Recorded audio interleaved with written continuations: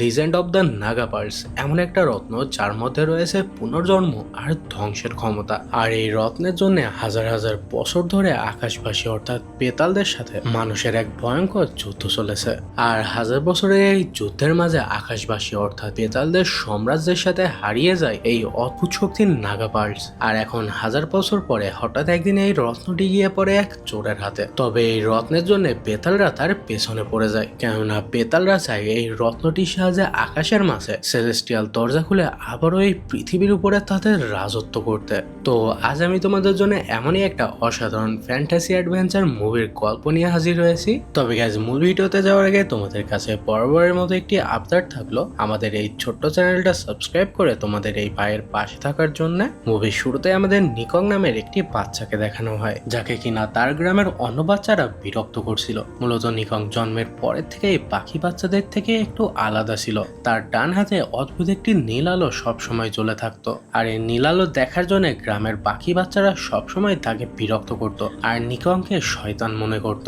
নিকং কোনোভাবে তাদেরকে তার হাত দেখাতে চায় না। এতে ওই বাচ্চারা মিলে নিকংকে অনেক মারে, এমনকি তারা নিকং এর হাতের মধ্যে জ্বলে থাকা ওই জায়গাটিতে ছুরি দিয়ে কেটে দেয়। যার পরে দৃশ্য পরিবর্তিত হয়ে আমাদের জানানো হয় হাজার হাজার বছর আগে আকাশবাসী অর্থাৎ বেতালদের কাছে ছিল অদ্ভুত এক রত্ন নাগা পার্ল, যার মধ্যে ছিল অদ্ভুত কিছু দৈব ক্ষমতা, যার মাধ্যমে আকাশের মাঝে খোলা যেত এক স্বর্গীয় দরজা। তবে এর মাঝে ছিল একই সাথে পুনর্জন্ম আর ধ্বংসের ক্ষমতা, যে ক্ষমতাকে কাজে লাগিয়ে বেতালদের রাজা চেয়েছিল পুরো পৃথিবীকে দখল করতে আর মাটিতে থাকা মানুষদের দাস বানিয়ে রাখতে। তবে হঠাৎ একদিন মানুষদের মাঝে জন্ম হয় এক অদ্ভুত যোদ্ধার। সে মানব সৈন্যদের নিয়ে বেতাল সাম্রাজ্যের উপরে আক্রমণ করে, যার পরে তার সাথে সে নাগা পার্ল হারিয়ে যায়। আর এরপরে আকাশের মাঝে স্বর্গীয় দরজা বন্ধ হয়ে গেলে এই পৃথিবী থেকে বেতালদের ওঠার জন্য প্রয়োজন স্টারডাস্টও ফুরিয়ে যায়। ফলে বেতালদের অর্থাৎ আকাশবাসীদের শহর মাটিতে নেমে আসে। তবে এখনো পর্যন্ত তাদের বংশধররা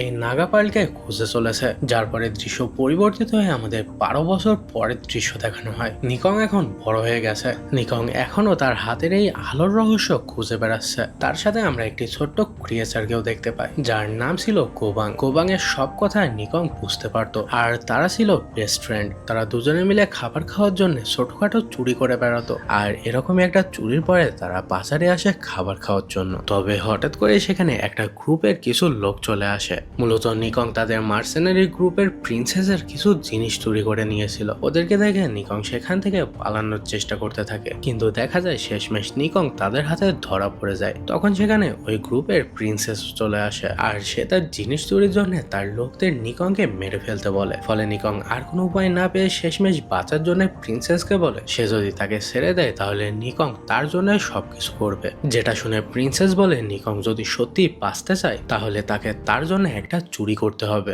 যেটা হচ্ছে রাজ পরিবারের কিছু গুপ্তধন, যেগুলোকে আর 2 দিন পরে জনগণের জন্য প্রদর্শনী করা হবে। সে যদি এই চুরিটা করতে পারে তাহলে তারা একেবারেই বড়লোক হয়ে যাবে, আর নিকংকেও কখনো কোনো চুরি করতে হবে না, তারা তাকে এত পরিমাণে টাকা দেবে। এতে নিকংও তাদের কথায় সাথে সাথে রাজি হয়ে যায়। যার পরে আমাদের 2 দিন পরের দৃশ্য দেখানো হয়। নিকং কোবাংকে সাথে নিয়ে সেই প্রদর্শনীর জায়গায় চলে যায়। সেখানে রাজ পরিবারের গুপ্তধনের অনেক দুর্লভ জিনিসগুলো প্রদর্শনী করা হচ্ছিল। সেখানে অনেক সৈন্য আর মানুষ থাকার ফলে সে মাটির নিচের স্টোরেজ রুমে চলে যায়, যেখানে রাজ পরিবারের বাকি গুপ্তধনগুলো ছিল। সে সেখান থেকে সব থেকে মূল্যবান জিনিসগুলো চুরি করতে থাকে। তবে হঠাৎ করে সেখানে বেতালদের 3 জন সৈন্য চলে আসে। তারা মূলত রাজ পরিবারের গুপ্তধন চুরির জন্য এসেছিল। তবে তারা এখানে স্বর্ণকুণ্ডল নামের একটা স্পেশাল গুপ্তধনের জন্য এসেছিল, যেটা ছিল তাদের বেতাল নগরীর রুইন্সের একটা চাবি। নিকং তাদেরকে দেখা মাত্রই সোজা সেখান থেকে লুকিয়ে পড়ে। এদিকে তারা রাজ পরিবারের সকল সৈন্যদের মেরে ফেলে, আর ওই স্বর্ণকুণ্ডলটাও তাদের কাছে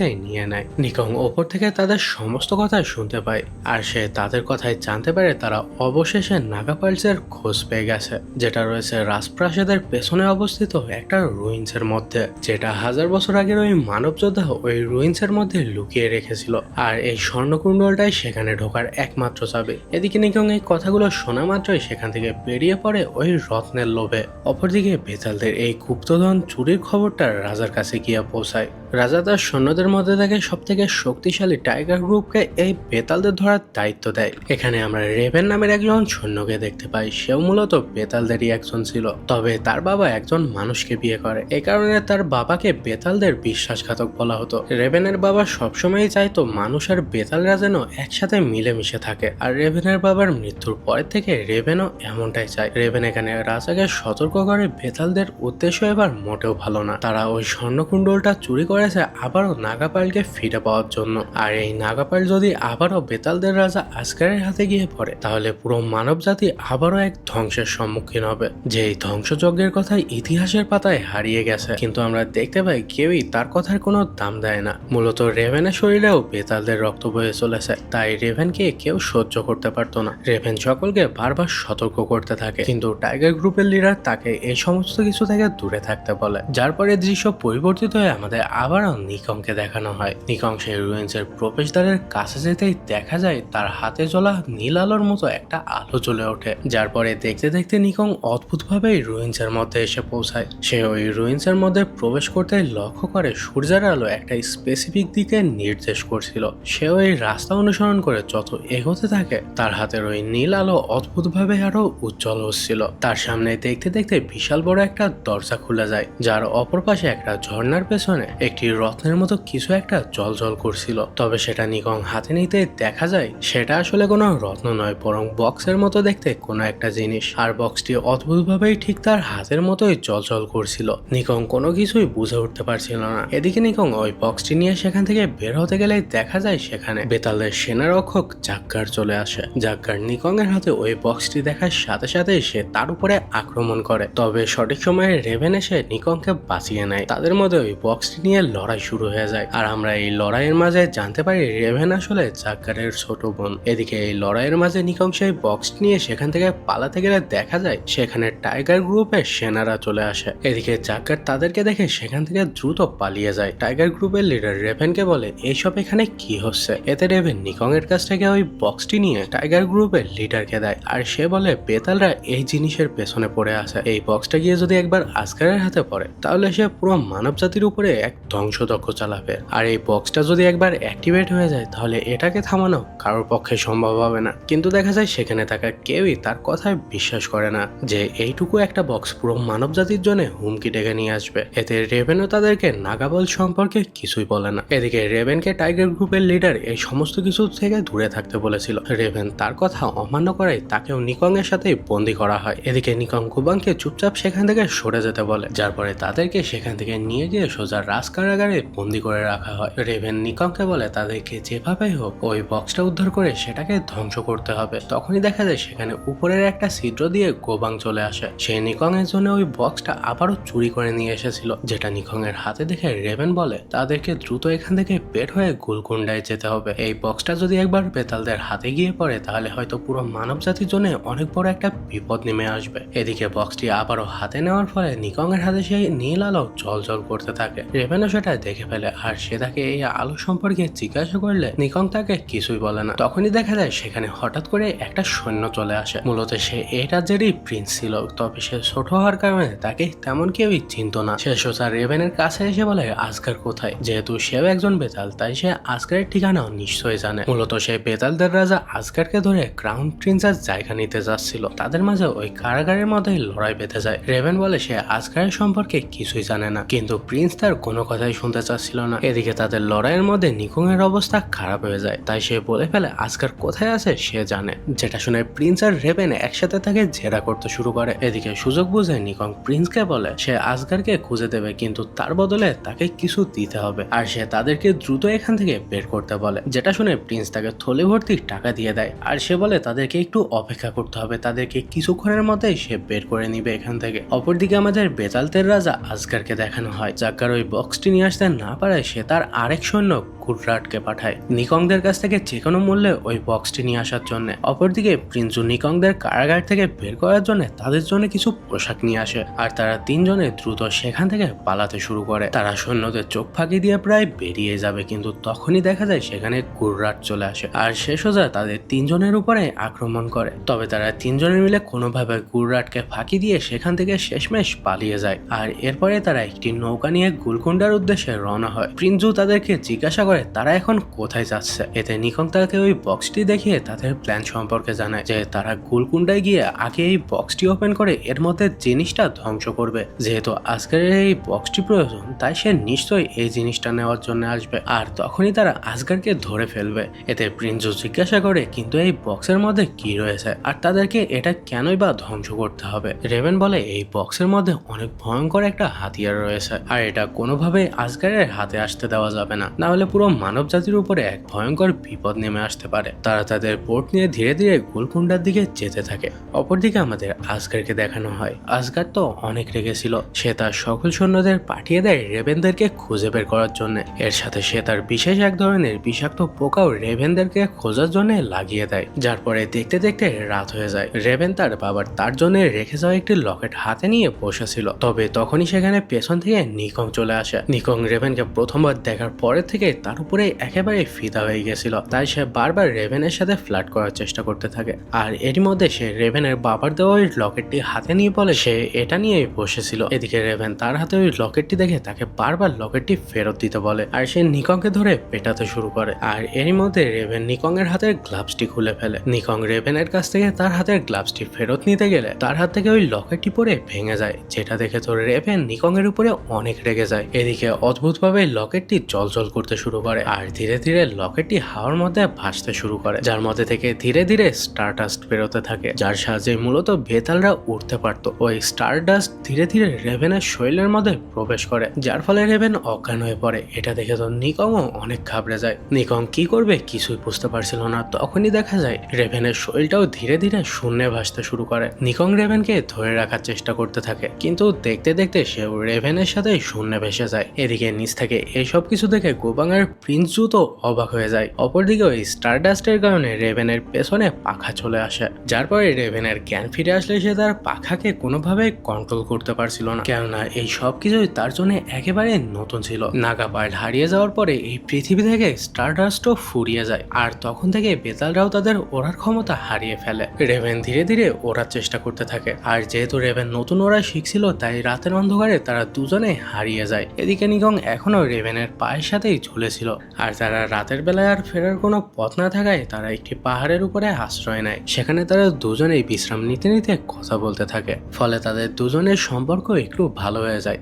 নিকং রেভেনকে তার হাত সম্পর্কে জানায় যে কিভাবে ছোটবেলা থেকেই তার হাত এভাবে জলজল করত আর এই বক্সটি কাছে থাকলেও আজবভাবে তার হাতটি আরো অনেক বেশি জলজল করে। এটা দেখে রেভেন তো অবাক হয়ে যায় আর এভাবেই সকাল হয়ে গেলে তারা তাদের বোটে ফিরে আসে আর অনেক দূরের পথ পাড়ি দিয়ে তারা ফাইনালি গুলকুন্ডায় পৌঁছে যায়। রেভেন তাদের সকলকে অনেক সাবধানে থাকতে বলে, কেননা এই শহরের আশেপাশে রয়েছে মায়াবী ড্রাগনদের বসবাস আর গুলকুন্ডা শহরের মাঝে বাইরের কোনো আইন কানুনই কাজ করে না এবং সে তাদেরকে জানায় তাদেরকে এখানে বাটুকদাদাকে খুঁজে বের করতে হবে। এদিকে দেখানো হয় গুলকুন্ডা শহর পুরো মদ আর জুয়োতে ডুবে আছে। তারা সেখানে খুঁজতে খুঁজতে হঠাৎ করে এক গুপ্তচরকে দেখতে পায় যে কিনা তাদেরকে সেখানে দেখা মাত্রই পালিয়ে যাচ্ছিল। তবে ঠিক সময়ে রেভেনরা এসে তার উপরে আঘাত করে ওই গুপ্তচরকে অজ্ঞান করে ফেলে। রেভেন তার শরীর চেক করে বুঝতে পারে সে আসলে বেতালদেরই একজন ছিল।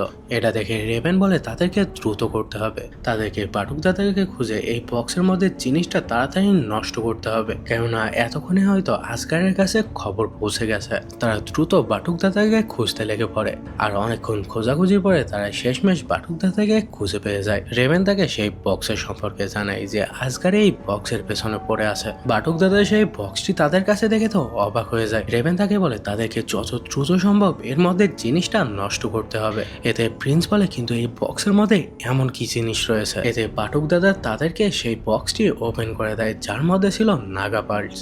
আর সে তাদেরকে এই নাগা পার্লের 1000 বছর আগের গল্প শোনাতে থাকে, যে 1000 বছর আগে বেতালরা পুরো পৃথিবীর উপরে রাজত্ব করার জন্য কিভাবে তারা এই নাগা পার্লের সাহায্যে আকাশের মধ্যে বিষাক্ত চোখ খুলে দিয়েছিল, যার মধ্যে থেকে বেরিয়ে এসেছিল ভয়ঙ্কর সব ক্রিয়েচার, যার সাহায্যে বেতালরা মানুষের উপরে ভয়ঙ্কর ধ্বংসযজ্ঞ চালাতে থাকে। তবে সেই যুদ্ধের মধ্যে জন্ম নেয় এক অদ্ভুত যোদ্ধা। সে বেতালদের হারিয়ে মানব জাতির জন্য জয় নিয়ে আসে, যার পরে অদ্ভুতভাবে সেই যোদ্ধার সাথে নাগা পার্লও হারিয়ে যায়। আর 1000 বছর ধরে নাগা পার্লকে কেউ খুঁজে বের করতে পারেনি তারা এটা কোথা থেকে পেয়েছে। তখনই দেখা যায় নিকং এর হাত আরো উজ্জ্বলভাবে জ্বলজ্বল করতে থাকে। এতে নিকং বাটুক দাদাকে তার হাত সম্পর্কে জিজ্ঞাসা করে যে তার হাত কেন এই নাগা পার্লের দিকে আকৃষ্ট হয়, আর তার হাতের মধ্যে এই আলোটাই বা কিসের, যেটা দেখে তো বাটুক দাদাও অনেক অবাক হয়ে যায়। কিন্তু দেখা যায় তাদেরকে কোনো কিছু জানানোর আগেই সেখানে আসগার আর তার সৈন্যরা চলে আসে। এতে রেভেন দ্রুত নাগাপালকে ধ্বংস করতে যায়, কিন্তু দেখা যায় সে কোনোভাবেই নাগাপালকে স্পর্শও করতে পারে না। ফলে সে আর কোনো উপায় না পেয়ে নাগাপালকে আবার ওই বক্সের মধ্যে লক করে লুকিয়ে ফেলে। সেখানে তাদের মধ্যে এক ভয়ঙ্কর লড়াই বেঁধে যায়। এদিকে বাটুক দাদা রেভেনকে দ্রুত নাগাপাল নিয়ে এখান থেকে পালিয়ে যেতে বলে। ফলে রেভেন এবং নিকং সেখান থেকে পালাতে শুরু করে। এতে জাকার তাদের পিছু নেয়, আর সে নিকং এবং রেভেনকে হারিয়ে রেভেনের কাছ থেকে নাগাপাল নিয়ে আসগারের হাতে তুলে দেয়। এদিকে রেভেন তো প্রায় পানির নিচে ডুবে যাচ্ছিল, কিন্তু সঠিক সময়ে নিকং এসে তাকে প্রাণে বাঁচিয়ে নেয়। রেভেন তাকে বলে তাদেরকে যেভাবে হোক আসগারকে থামাতেই হবে। আসগারের কাছে আগে থেকে ওই স্বর্ণ কুণ্ডলটি রয়েছে, আর নাগাপার্ল এখন ওর হাতে চলে এসেছে। আসগার যদি ওই বিষাক্ত চোখ একবার খুলে ফেলে তাহলে মানব জাতির উপরে এক ভয়ঙ্কর বিপদ নেমে আসবে। কিন্তু দেখা যায় নিকং তাদের সাথে যেতে রাজি হয় না। রেভেন তাকে বারবার বোঝানোর চেষ্টা করতে থাকে, কিন্তু নিকং কোনোভাবে তাদের সাথে যেতে চায় না। এতে রেভেন এবং প্রিন্স দুজনেই বেরিয়ে পড়ে আসগারকে থামানোর জন্য। তারা গুলকুন্ডা ছেড়ে অনেকটাই দূরে চলে আসে। তবে হঠাৎ করে দেখা যায় আকাশের মধ্যে 3টি ড্রাগন উড়ে তাদের দিকে আসছিল, যেগুলো মূলত নিকং তাদের জন্য নিয়ে আসছিল। নিকংকে সেখানে থেকে প্রিন্স এবং রেভেন দুজনে অনেক খুশি হয়। নিকং বলে বোটে করে এভাবে যেতে অনেক দেরি হয়ে যেত, তাই সেই ড্রাগনদের নিয়ে আসার জন্য প্রথমে তাদের সাথে যেতে রাজি হয়নি। তারা তিনজনের ড্রাগন নিয়ে বেরিয়ে পড়ে আসগারকে থামানোর উদ্দেশ্যে। এদিকে দেখতে দেখতে রাত হয়ে যায়। বেতালরা তাদের পুরো সৈন্য নিয়ে রাজমহলের উপরে আক্রমণ করে। আসগারের কাছে নাগাপাইল চলে আসে, সে আবারও ওরা ক্ষমতা ফিরে পেয়েছিল। আসগার তার সৈন্যদের বলে তার পথে যে আসবে সকলকে মেরে ফেলতে, আর সে সোজা উড়ে রাজমহলের একেবারে ওপরে চলে যায়। আসগার বলে আজ তারা সবকিছু ফিরে পাবে যেগুলো তারা 1000 বছর আগে হারিয়ে ফেলেছিল। মূলত এই রাজপ্রাসাদ 1000 বছর আগে আকাশবাসীদের শহরের একটা অংশ ছিল। আসগার সোজা রাজপ্রাসাদের একেবারে ওপরে চলে যায়, আর দেখা যায় সেখানে সে দেয়ালের মধ্যে একটা চোখের মনির মতো জায়গায় তার কাছে থাকা স্বর্ণকুণ্ডলটা বসিয়ে দিতে হাওয়ার মধ্যে বিশাল বড় একটা চোখের মতো কিছু একটা তৈরি হয়। এদিকে রেভেনরাও ড্রাগনে চড়ে সেখানে চলে আসে। চারিদিকে বেতাল সৈন্যরা মানুষদের উপরে আক্রমণ করছিল। রেভেন নিকংকে বলে দ্রুত গিয়ে আসগারকে থামাতে, আর তারা এদিকে বাকি বেতালদের সামলাতে থাকে। এতে নিকং ও রেভেনের কথা মতো আসগারকে থামাতে যায়, আর সে সেখানে এসে গোবাংয়ের সাহায্যে আসগারের হাত থেকে নাগাপালটা ফেলে দেয়। আর সে সেখান থেকে নাগাপাল নিয়ে পালাতে গেলে দেখা যায় আসগার তার সামনে চলে আসে। তাদের মধ্যে লড়াই শুরু হয়ে যায়, কিন্তু আসগার অনেক শক্তিশালী ছিল। সে নিকংকে অনেক সহজে হারিয়ে দেয়, আর এরপরে সে নিকংকে প্রায় মেরেই ফেলবে, কিন্তু গোবাং সঠিক সময়ে এসে নিকংকে বাঁচিয়ে নেয়। কিন্তু দেখা যায় নিকং সেখানে বেঁচে গেলেও গোবাং নিকংকে বাঁচাতে গিয়ে মারা যায়। এদিকে নিকং এর একমাত্র বেস্ট ফ্রেন্ড মারা যাওয়ায় নিকং তো একেবারে কান্নায় ভেঙে পড়ে। অপরদিকে আসগার নাগাপালকে ওই চোখের মধ্যে লাগিয়ে দেয়, যার ফলে দেখতে দেখতে